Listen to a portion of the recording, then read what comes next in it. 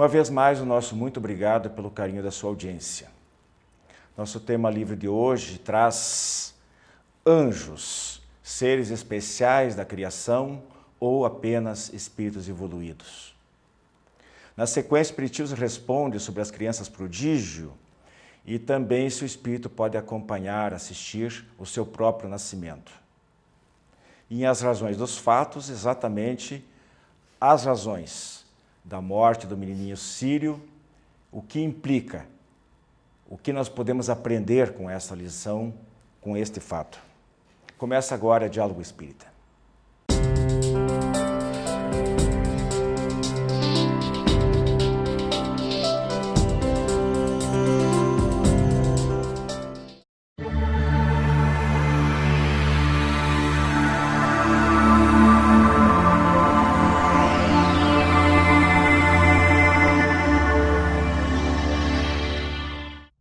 Prezados amigos, o nosso tema livre de hoje vai falar sobre os anjos.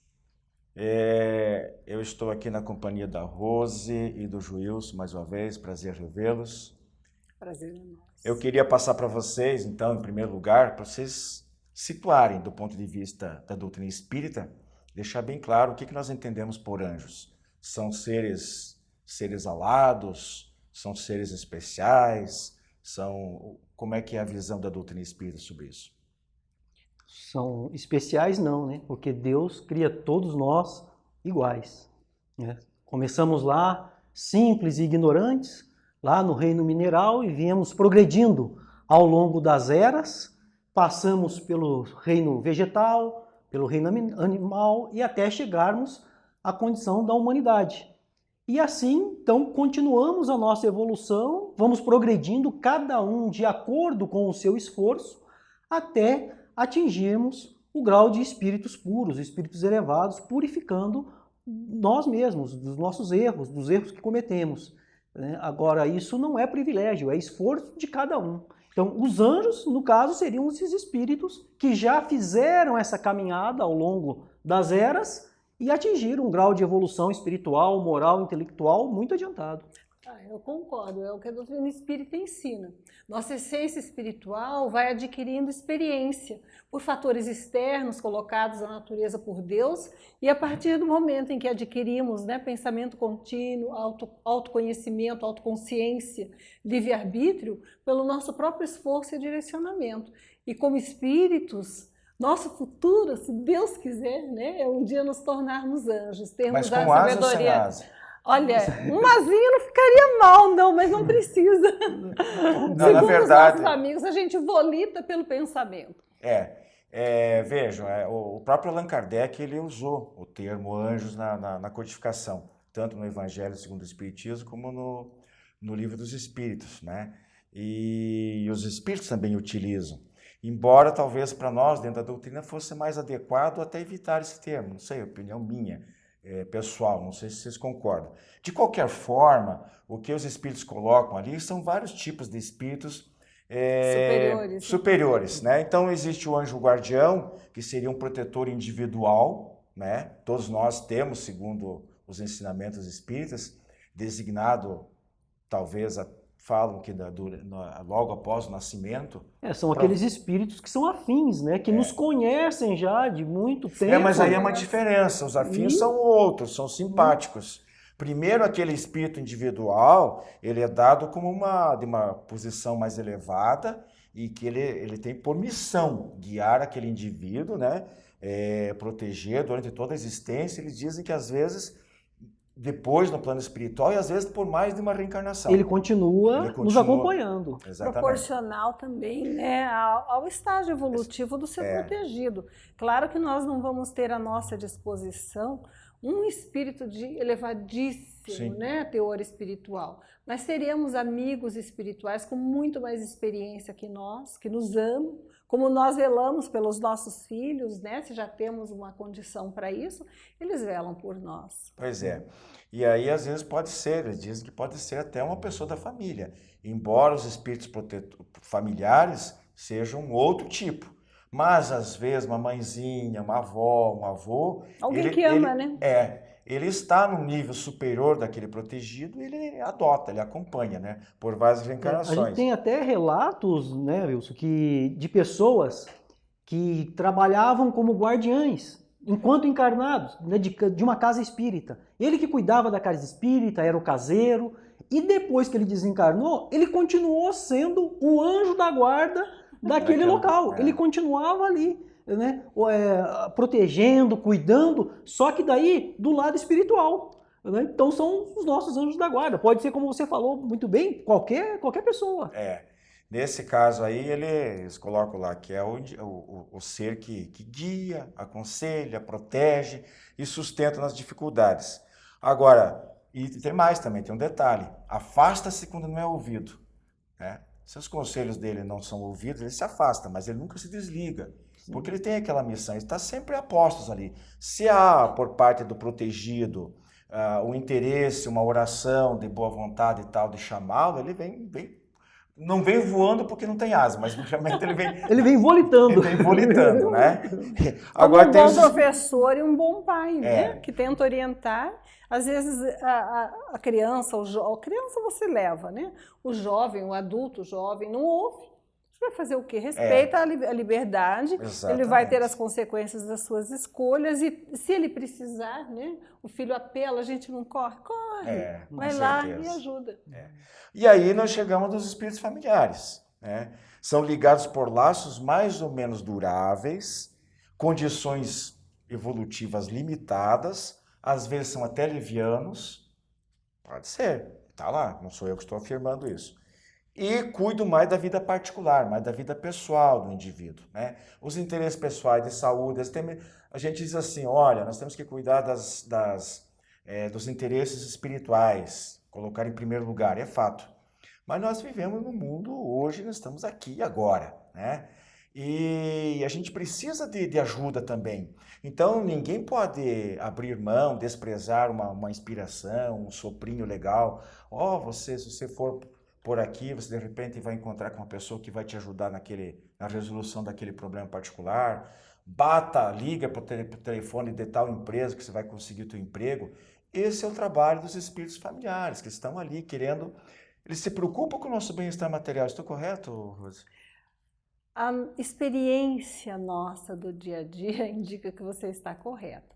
Agora, é preciso lembrar que não basta o espírito familiar em boas condições espirituais ou o espírito protetor nos querer trazer uma intuição e indicar o bom caminho. É preciso que nós estejamos ligados às boas ideias, tenhamos boa intenção, sejamos tanto quanto possível fiéis cumpridores dos nossos deveres pequenos do dia a dia, para termos capacidade de ouvi-los, né? Porque falar e orientar, eles falam. Eles fazem. Mas será que nós estamos desenvolvendo as antenas necessárias para escutá-los, né?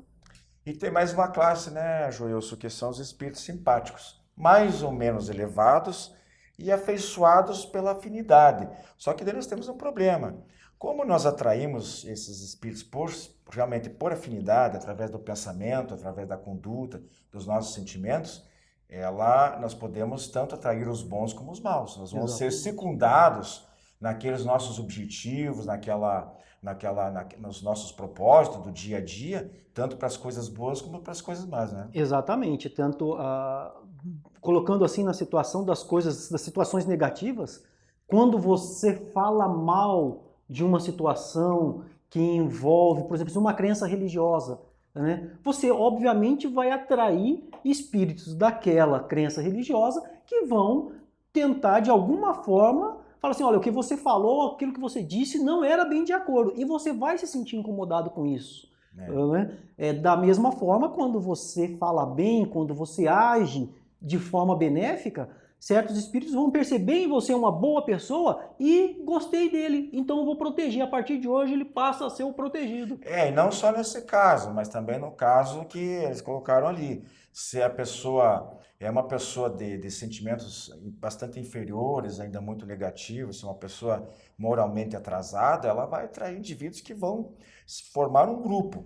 um grupo, eles vão inspirar o indivíduo, faça isso, faça aquilo, levando para o caminho do mal. Não é que ele seja criado um anjo do bem e um anjo do mal, é importante que a gente frise isso. É o livre-arbítrio de cada um. Mas são vários espíritos que estão por aí. Os espíritos dizem que eles se constituem uma verdadeira nuvem em torno de nós.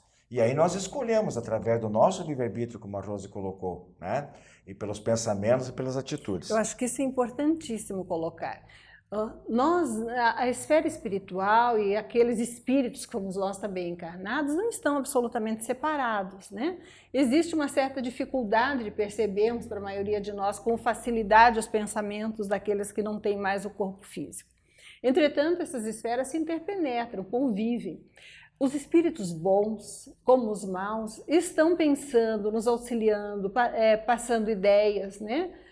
Deus está em toda parte, que é mais superior que Deus, né? Com essas leis, está em tudo. A questão é a quem nós escutamos, com quem estamos afinizados. Nós vamos estar suscetíveis às influências que nós alimentamos.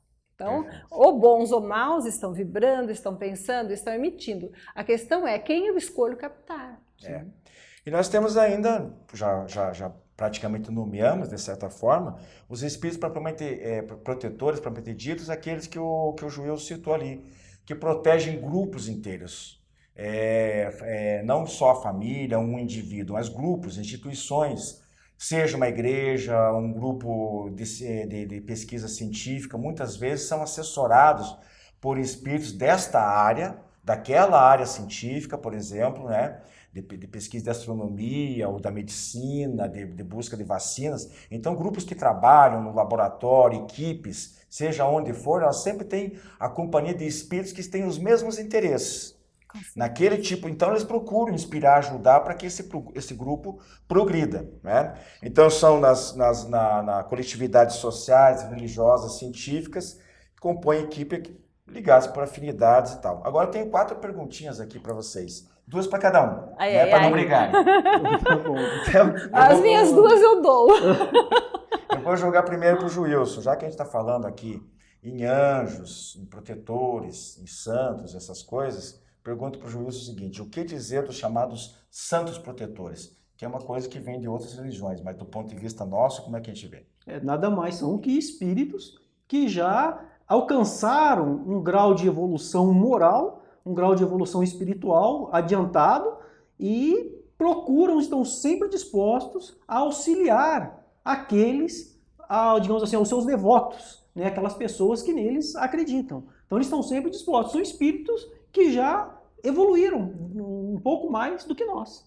Depois eu vou, se tiver um tempinho, eu quero puxar um pouquinho mais essa ai. pergunta. Não, está corretíssimo. Só que a gente pode alimentar um pouquinho mais. Rose, Fale. se conseguimos uma graça, né, coloquei aqui entre aspas, foram esses santos que nos concederam ou foi a nossa fé que conquistou? O Espiritismo nos ensina que para nós conseguirmos alguma coisa que nós queremos muito, nós precisamos pedir, trabalhar para ter méritos, né? E fazer o possível para realmente merecer. Muitas vezes nossos espíritos familiares, nossos espíritos protetores, eles escutam o nosso pedido.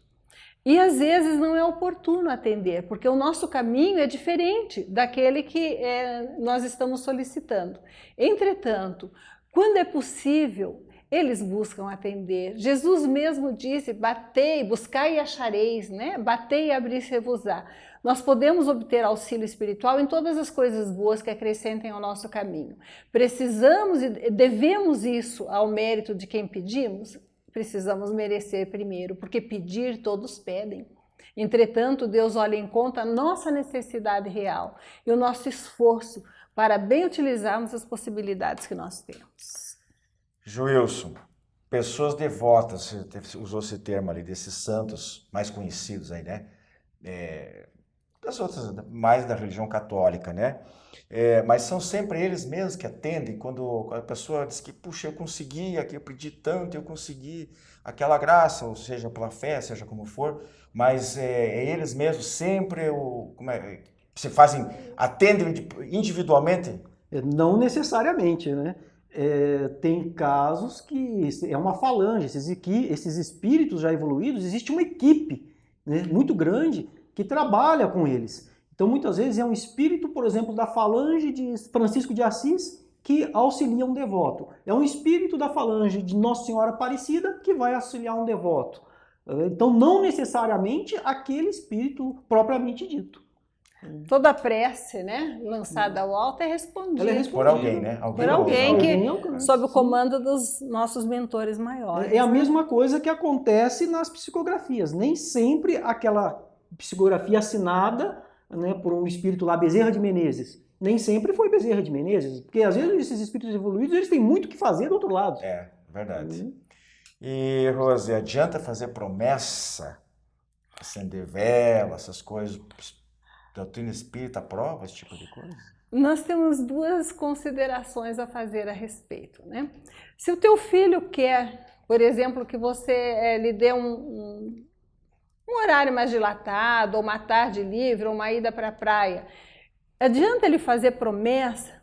Adianta ele acender vela, nos homenagear, bajular de alguma forma? Nós não somos, né? Não estamos à disposição para comércio. Um pai e uma boa mãe não são compráveis com bajulação. O que adianta realmente? Nós nos esforçarmos por merecer e fazermos a nossa parte para o semelhante para que possamos receber auxílio também.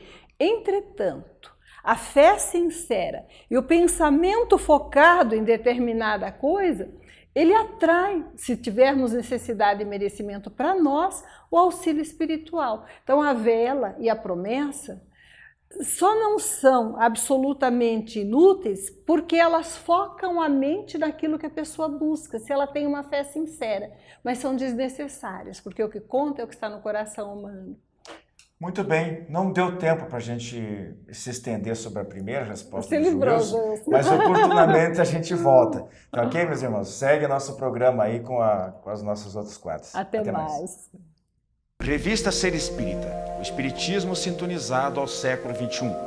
Os princípios fundamentais da doutrina espírita sob a ótica da filosofia, ciência e religião. Revista Ser Espírita, um novo olhar sobre a vida. Para adquirir as edições avulsas e encadernadas, visite o site www.serespirita.org.br. Você tem um familiar ou amigo com problemas de álcool ou drogas? Venha conhecer a comunidade psicossomática Nova Consciência em Capivari. Uma clínica com médico, psicólogo, terapeutas e especialistas no tratamento da dependência química. Atendemos pacientes do sexo masculino com período de recuperação de 4 a 6 meses para desintoxicação, terapia, conscientização e renovação de valores. Maiores informações, acesse comunidadenovaconsciência.com.br ou ligue 3491 7000 com Saulo ou Arnaldo. Você que é distribuidor ou administra uma livraria espírita, não pode deixar de conhecer os livros da Editora M de Capivari, São Paulo. São mais de 350 títulos com dezenas de campeões de vendas. Peça o catálogo e dê aos seus clientes a oportunidade de conhecer os excelentes livros da Editora M. Contatos pelo e-mail vendas@editoram.com.br ou telefone DDD 19 3497 7000.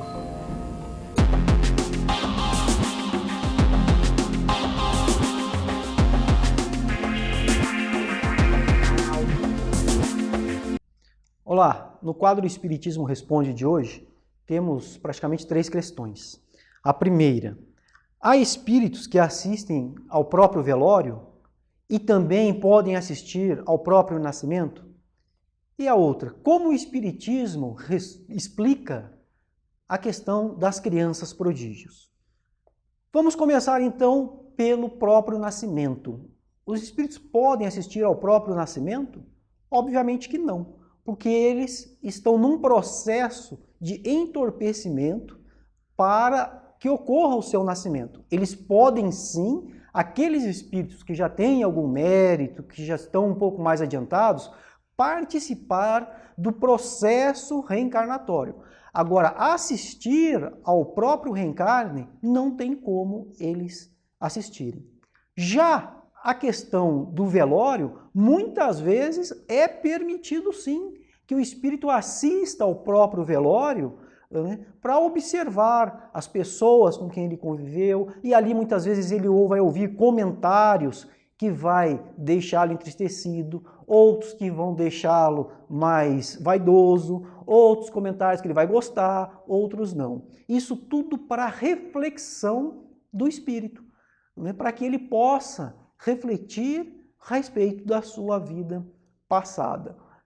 Deus, então, permite essas situações. E aí vem um ponto muito importante que a gente observa nos velórios. As pessoas conversando, contando piada. Muitas vezes a pessoa tem que ter um certo respeito naquele ambiente. Manter sempre a mente em prece, fazer sempre uma prece por aquele que acaba de desencarnar, porque nós não sabemos qual é a condição em que aquele espírito se encontra.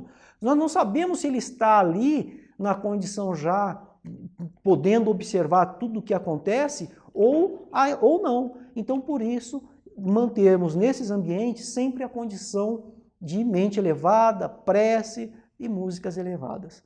Já na questão de como o Espiritismo explica a existência das crianças prodígios. Bom, nós temos que primeiro partir do princípio de que Deus existe, acreditarmos em Deus. E se Deus existe, ele é justo e bom. Logo, se Deus é justo e bom, ele não pode, então, ter dado o privilégio para alguns de nascerem com uma mente espetacular e outros com problemas de saúde mental, como nós vemos aí no mundo. Né? Logo, o que a gente chega à conclusão é que, pelas reencarnações sucessivas, aquele espírito veio progredindo, estudando em uma determinada área da ciência, uma determinada área do conhecimento, e então ele atingiu, chega a uma determinada encarnação, que ele atinge, vamos dizer assim, o grau de excelência naquele conhecimento. Né? Aí é onde nós vamos observar crianças lá na China, na Inglaterra, né, que, assim, com 7, com 9 anos, já são doutores. Né? Tem um caso na Índia, se eu não me engano, de um menino com 9 anos, ele realizou uma cirurgia, né, com todo o conhecimento médico, com todo o conhecimento da biologia, do conhecimento da medicina, e realizar a cirurgia. Outros existem que são matemáticos, assim, tem um QI elevadíssimo. Então, são espíritos que já vêm sempre nessa área, progredindo, estudando. E aí vem a dica, meus irmãos. Nunca deixem de estudar, nunca deixem de querer aprender. A ociosidade é um atraso na vida do espírito. Vamos sempre buscar o conhecimento, seja o conhecimento intelectual, mas principalmente o conhecimento de si mesmo. Vamos nos dedicarmos a uma área do estudo. Né? E com certeza, lá na frente, né, quando nós alcançarmos um grau de evolução maior, teremos então o privilégio de sermos uma dessas crianças prodígios, né, de lembrarmos das nossas reencarnações e de lembrarmos dos conhecimentos que adquirimos em vidas anteriores. E assim encerramos este quadro. O Espiritismo Responde. Mandem as suas perguntas, os seus questionamentos, né, para que possamos responder nos programas posteriores. Muito obrigado.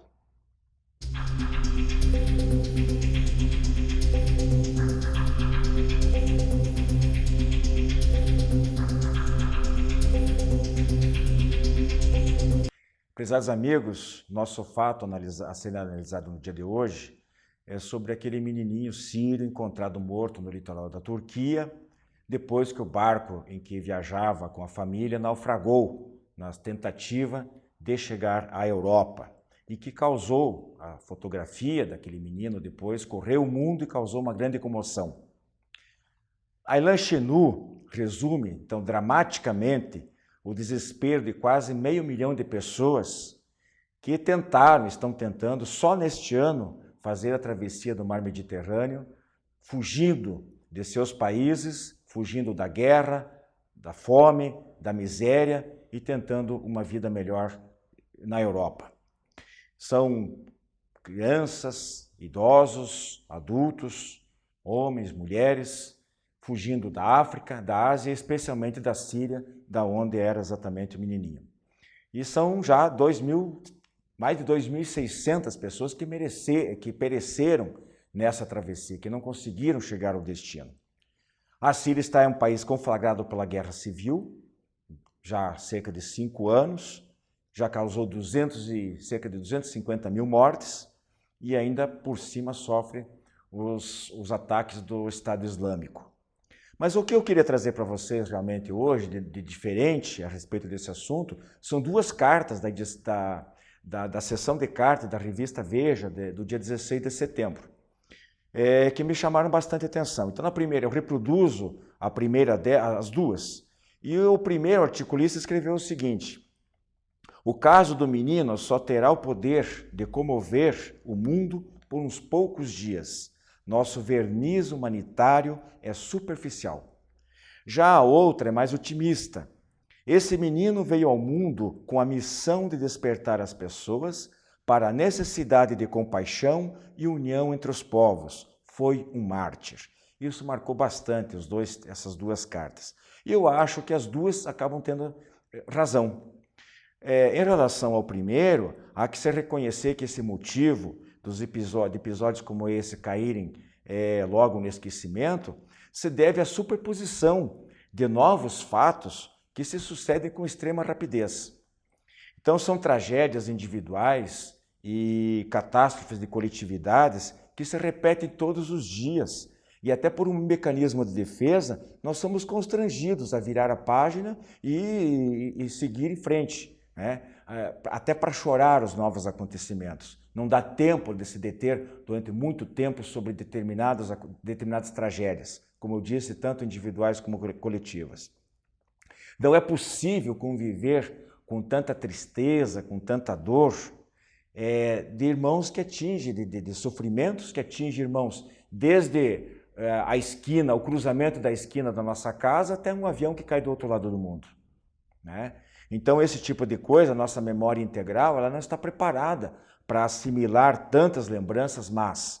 E é preciso, como disse, seguir em frente.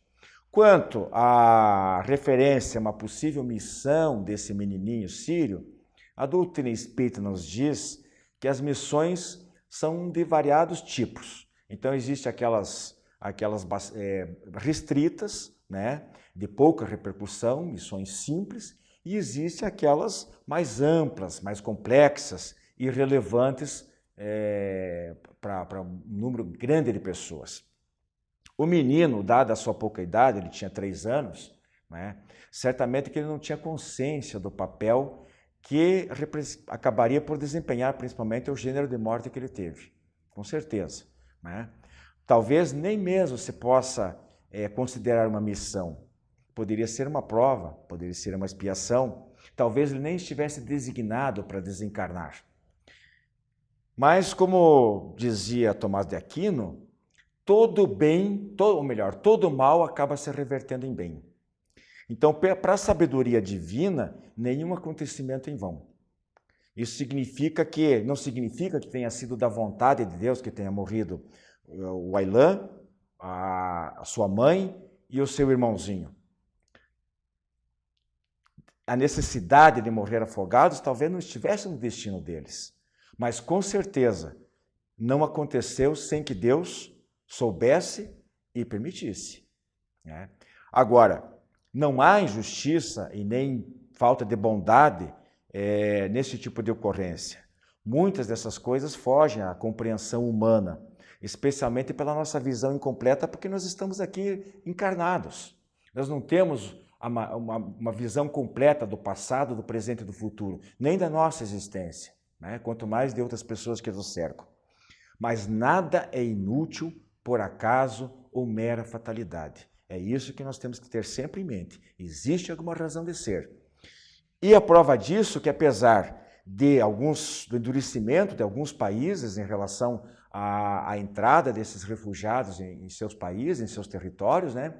Outros, como a Alemanha, o Reino Unido e os Estados Unidos, se sensibilizaram grandemente após essa ocorrência, após ver a fotografia daquela criança que parecia estar dormindo na areia e havia perecido. Isso aí machucou o coração de muita gente, inclusive de chefes de Estado, como eu falei desses países, que estão se prontificando a mudar um pouco, flexibilizar as regras para aceitação de um maior número de refugiados, porque realmente a situação é calamitosa. Agora, para nós espíritas aqui, cabe esse entendimento do porquê das coisas, né? As razões dos fatos, como é o nome, a denominação do nosso quadro, e orar por essas criaturas e tentar, de alguma forma, amenizar com os nossos bons pensamentos para que esse tipo de coisa, no futuro muito breve, não tenha que se repetir novamente. Meus amigos, nosso grande abraço e até nosso próximo programa. Muita paz.